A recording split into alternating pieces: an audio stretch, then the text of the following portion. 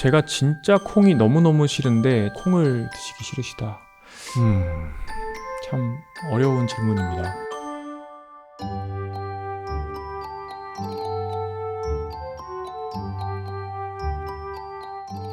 자, 20대에도 저속노화 식사법을 실천하는 게 좋을까요? 아니면 그냥 잘 먹고 잘 움직이면 괜찮나요? 네, 20대에도 하시는 게 좋습니다. 노화의 소프트웨어는 태어날 때 혹은 태어나기 전부터 이미 조금씩 수정이 되고 있습니다. 이런 것들이 데이터의 형태로 누적이 되는 건데요. 그렇기 때문에 어려서부터 10대 이하라고 하더라도 그저 성장기이기 때문에 마음껏 초가공식품을 먹어도 된다라고 오해하시는 분들이 많은데, 아무리 성장을 한다 하더라도 성장과 노화는 사실은 굉장히 많은 기전들을 공유하기 때문에 어렸을 때부터 적절한 정도의 성장 압력을 줄 수 있는 균형 잡혀 있는 식단을 영위하시는 게 좋고요. 물론 20대는 제가 이제 무료 구독 기간이다 뭐 이렇게 말씀을 많이 드리긴 하는데, 그럼에도 불구하고 20대에 정말 함부로 식사를 하시고 생활습관 전반적인 것들이 이제 무너져 있게 되면 결국에 그 과보를 30대 이후에 이제 받게 되는 겁니다. 그래서 20대부터 당연히 관리를 하시면 좋겠다는 생각이고요. 소화 비만, 특히 소화 대사 질환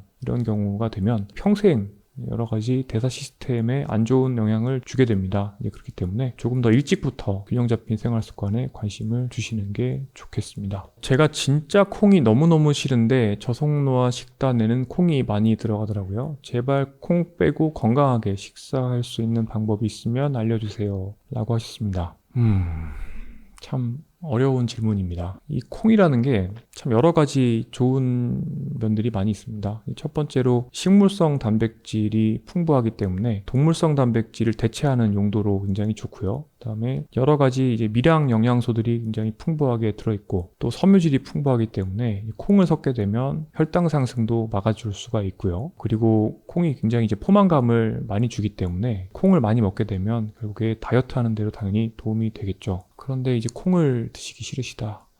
일단은 콩을 가공한 음식들 다양하게 있기 때문에 두부라든지 템페도 있고요. 두부면도 있고 두유도 좋은 예가 될 수 있겠는데요. 이런 것들을 활용을 해보시면 좋겠고요. 콩을 대체할 만한 것으로 닭고기라든지 아니면 계란, 약간의 유제품 이런 것들로 단백질 급원을 선택해 보시는 것도 방법이 될 것입니다. 그럼에도 불구하고 콩이 좋은 점이 너무 많아서 그냥 콩과 한번 친해져 보시는 방법을 선택을 해보시면 이제 좋겠는데, 제가 우스개로 이런 말씀을 책에서 쓴 적이 있습니다. 콩에 대해서 적개심을 가지신 분들도 굉장히 많이 있는데, 콩을 많이 먹는 것이 이제 뭐 수명 증가와도 연관이 있고 여러 가지 질병을 예방하는 효과도 있기 때문에 콩을 너무 싫어하시면, 그리고 카니보어 이런 분들처럼 정말 그냥 고기만 너무 좋아하시고 또는 가속노화 음식만 좋아하신다, 이제 그렇게 되시면 일찌감치 노쇠가 오기 때문에, 일찌감치 노쇠가 오면 경관 미음 또는 경구 미음, 그러니까 균형 영양식이죠. 이런 것들을 드시면서 영양 섭취를 하셔야 될 가능성이 증가됩니다. 실제 이제 재밌는 연구 결과들이 좀 나오는데, 젊어서 고기를 무척 많이 먹는 것이 노년기에는 오히려 근감소증이 발생할 가능성을 증가시킨다. 굉장히 역설적이죠. 젊어서 단백질 많이 먹으면 근육량이 많아질 것 같은데 사실 그렇지 않다는 거죠. 오히려 과도한 동물성 단백질 섭취가 노화 속도를 빠르게 만들고 내 몸이 노인의 몸이 되는 시점을 빠르게 만듭니다. 그러면 노쇠와 근감소증이 생기면 씹기도 어렵고 삼키기도 어려워지고 식욕도 떨어집니다. 노년기가 되었을 때 오히려 이제 고기가 더 필요해지는 상황이 되는데, 이때는 고기를 먹기가 어려워집니다. 그러다 보면 결국에 드시게 되는 게 균형 영양식들인데, 균형 영양식들은 상당히 많은 부분이 콩에서 옵니다. 결국에 콩이 너무 싫어서 도망 다니시다 보면 노년기가 됐을 때 원치 않게 콩에서 온 음식들을 억지로 많이 드셔야 될 가능성이 있습니다. 그렇기 때문에 콩을 젊어서 많이 드셔 놓으시고요. 그러시면 연로하셨을 때 자유롭게 고기를 많이 드실 수 있는 그런 몸을 가지실 수가 있게 됩니다.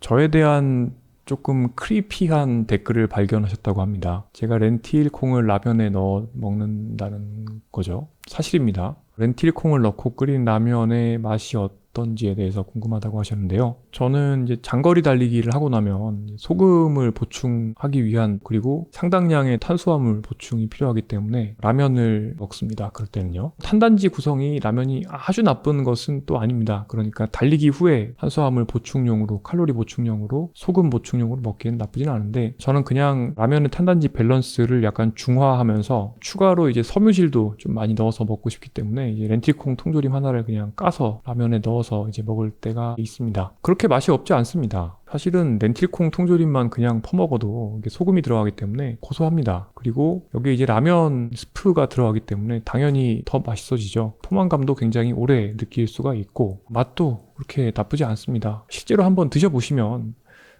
그렇게 끔찍한 맛은 아니다. 그리고 그렇게 라면의 맛을 해치지 않는다고 아마 느끼실 수가 있을 겁니다. 그래서 한번 실험을 해보시는 것도 괜찮을 것 같습니다. 아침에 일어나자마자 빵과 우유를 먹는 게 어떤 문제가 있는지 알려주세요 라고 하셨습니다.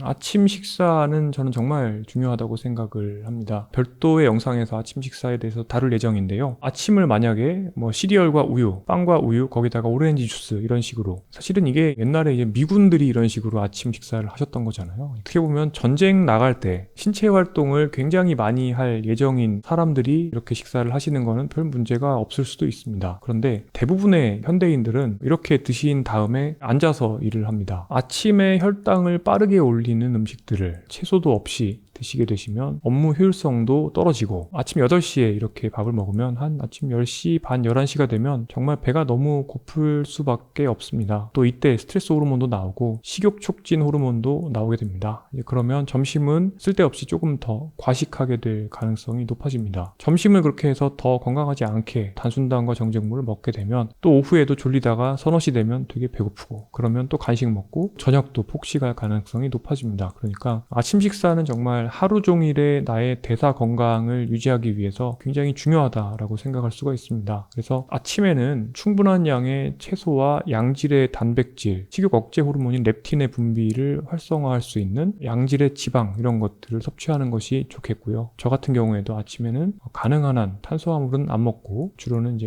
두유나 계란, 샐러드 이런 식사를 하고 있습니다. 저의 건강한 스트레스 해소법을 알고 싶다고 하셨습니다. 대학병원 의사 자체가 몹시 고된 직업인데다 각종 방송, 강연에 다니시면 몸이 너무 피곤해서 스트레스를 안 받으실 수 없을 것 같거든요. 저는 개인적으로 달리기로 땀을 흠뻑 적셔서 스트레스를 매일 푸는데 선생님의 방법도 여쭙고 싶습니다. 감사합니다. 너무 좋은 질문이네요. 그리고 이것도 아마 별도의 영상을 또 하나 만들 수 있을 것 같습니다. 특히 이제 외래 진료 같은 경우에는 정말 이게 타임 어택 같습니다. 제가 오전 진료가 만약에 오후 1시 20분에도 안 끝나면 그 진료실을 다음 교수님이 쓰셔야 되는데 쓰실 수가 없습니다. 그렇기 때문에 오전 진료는 정말 타임 어택처럼 되는데, 그리고 사실 저는 이제 매우 내향적인 사람이기 때문에 말씀하신 것처럼 이제 외부 활동을 하면 또 스트레스를 많이 받습니다. 그래서 저도 달리기가 굉장히 중요한 스트레스 풀이 수단입니다. 장거리 달리기를 굉장히 좋아하고요. 또 좋아하는 게 수영입니다. 혼자서 제 호흡만 바라보면서 뭔가 머리를 텅 비울 수 있는 그런 시간을 가지는 것인데요. 장거리 수영, 한 3km 정도 이렇게 자유형으로 수영을 합니다. 음악을 들으면서 수영을 할 때 쓸 수 있는 이어폰들이 있는데 배경음악을 들으면서 1시간, 1시간 반 이렇게 수영을 하면 스트레스가 쫙 풀립니다. 다시 이제 좀 어떤 멘탈 에너지가 재충전이 되는 것을 느낍니다. 저도 참 이 스트레스를 어느 정도까지는 이렇게 운동으로 해소를 한다거나 또는 산책을 한다거나 이렇게 하면 잘 해소가 되는데, 제가 견딜 수 있는 정도를 넘어서는 스트레스가 들어오게 되면 그때부터는 저도 안 좋은 일을 하기 시작합니다. 정크푸드를 먹는다거나 맥주를 마신다거나 또는 술을 마신다거나 이제 그렇게 될 때가 있는데, 그럴 때는 정말 이제 스트레스가 굉장히 심한가 보다 이렇게 생각을 하고 일을 좀 줄여야 되겠다, 내지는 이제 휴식이 필요한 것이구나, 이렇게 자기 반성을 좀 하게도 됩니다. 그래서 일단은 스트레스는 정말 넘쳐 흐르지 않을 정도로 받는 게 굉장히 중요하다는 생각을 많이 하고 있고요. 그래서 어느 정도까지는 건강한 방식으로 관리가 가능한데 어떤 선을 넘어서게 되면 오히려 스트레스가 악순환을 만드는 어떤 씨앗이 되고, 그렇게 해서 술도 많이 마시고 수면의 질도 떨어지고 또 정크푸드도 먹게 되면 다시 이제 스트레스가 더 악화되는 여러 가지 악순환이 생긴다, 이렇게 저도 실제적으로 느끼고 있습니다. 그래서 악순환을 만들지 않으려고 노력을 많이 하는데, 이게 최근에는 이제 또 의정 갈등 상황도 있다 보니까 여러 가지로 또 쉽지만은 않은 것 같습니다. 자, 노년의 운동에 대해서 영상 부탁드린다고 하셨습니다. 노년의 운동에 대해서도 정말 영상 하나 만들어서 설명드려야 될 정도로 제가 드리고 싶은 말씀들이 많고, 최근에 이제 란셋에 나왔던 논문인데 한국 사람들이 전 세계에서 가장 운동을 하지 않는 하위 5위 안에 들어간다, 이런 보고가 있었습니다. 우리나라 사람들이 신체 활동을 많이 하는 것은 또 알려져 있는데요. 대부분 이제 걷기만 하시는 거고, 이 걷기로는 사실은 충분한 운동이 안 되죠. 근데 저한테 이제 진료 받으러 오시는 분들도 대부분 제가 이제 운동 어떻게 하세요 여쭤보면 노년기에 필요한 운동들, 근력 운동, 또 스트레칭, 균형 협응과 관련된 밸런스 운동들, 그리고 유산소 운동, 이런 4가지 운동 포트폴리오를 가지고 계신 분들은 굉장히 드물다는 것을 느끼고 있고, 걷기 운동이라고 하시는데 이 걷기 운동조차도 좋지 않은 자세로 혹은 관절에 부담 주는 자세로 하시는 경우가 많고, 그러다 보니까 70대 후반에 근골격계 질환 또 시달리시는 분들이 많고, 또 이런 근골격계 질환을 예방하기 위해서도 균형 잡힌 운동이 필요한데, 또 이런 관리는 소홀히 하시는 분들이 많고, 잘못된 상식들, 예를 들어서 무릎이 안 좋으면은 뭐 근력 운동하면 안 된다 이렇게 생각하시는 분들이 많다 보니까 근골격 시스템이 안 좋아지시다 보면 도수 치료를 주로 또 받으시고 관절 영양제 위주로만 드시는 경우가 많습니다. 그러다 보면 80대 중후반 되시면 이제 휠체어 타시게 되실 가능성이 굉장히 높아지는데, 이제 이런 문제들을 반드시 제가 좀 많은 분들께 알려서 해결을 해야 되겠다는 생각을 가지고 있습니다. 앞으로 채널에서 이와 관련된 영상들을 많이 만들도록 하겠습니다. 좀 재미있는 질문이네요. 일반 백미를 꼭꼭 씹지 않고 삼키면 현미를 먹는 것과 같은 효과가 있을까요?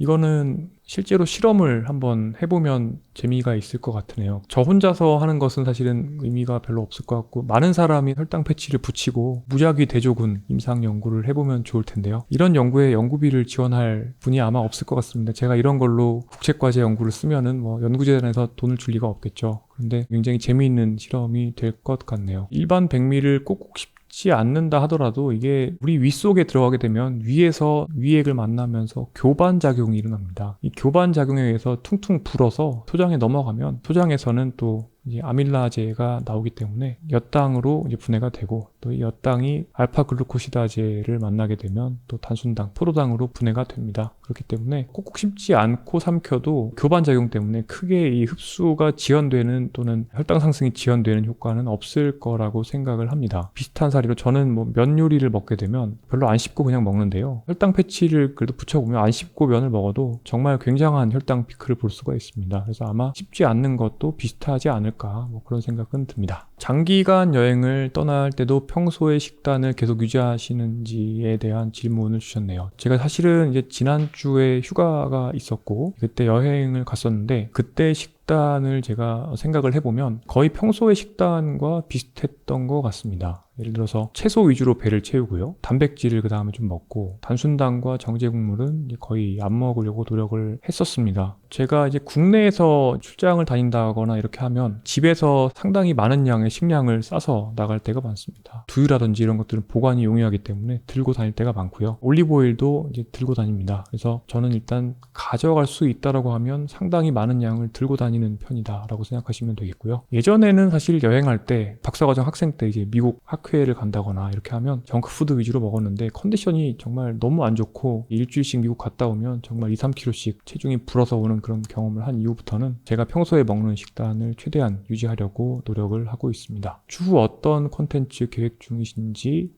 또 구독자 5만, 10만 공약이 있는지에 대해서 질문 주셨는데요. 사실 오늘 이제 질의응답에서 말씀드린 것처럼 여러 가지 이제 노년 건강에 대한 내용들, 구체적인 생활 습관에 대한 내용들에 대해서 그동안 제가 하고 싶었던, 하지만 이제 타 채널에서는 자세하게 다루기 어려운 그런 내용들을 좀 자세히 다뤄볼 생각들이 있고요. 또 다양한 의사 선생님들도 포함해서 연구자 선생님들, 다양한 분들을 모시고 전문적인 의견들을 들어볼 그런 계획도 가지고 있습니다. 구독자가 만약에 10만 명이 된다고 하면 글쎄요, 10만이 언제 될지는 아직 모르겠지만 저도 이제 오프라인에서 어떤 미팅을 한번 해보는 그런 생각이 있습니다. 예전에 제가 장동선 박사님이 구독자 그때 몇십만이었는지는 기억이 안 나는데 20만 정도였던 것 같습니다. 그때 토크 콘서트 비슷하게 하시는데 제가 불려갔던 적이 있습니다. 갑자기 이제 들어가자마자 마이크를 주셔서 두서없이 이제 말을 했던 기억이 있습니다. 비슷한 이벤트를 이제 해볼 수 있을 것 같습니다. 감사합니다. 이번 영상에서는 구독자분들께서 주신 수많은 질문들 중에서 제가 다룰 수 있는 것들을 최대한 한번 다뤄보았습니다. 정말 좋은 질문들을 많이 주셨는데요. 짧게 다루긴 어려운 것들도 많이 있고, 모든 질문들을 자세하게 답변드리지 못한 것에 대해서 사과드리고, 오늘 여기서 다루지 못한 질문들도 앞으로 제가 영상을 만드는데 반드시 반영을 해서 궁금증들을 충분히 해소하실 수 있도록 항상 노력하겠습니다. 긴 영상 시청해주셔서 감사합니다. 오늘 준비한 내용은 여기까지입니다.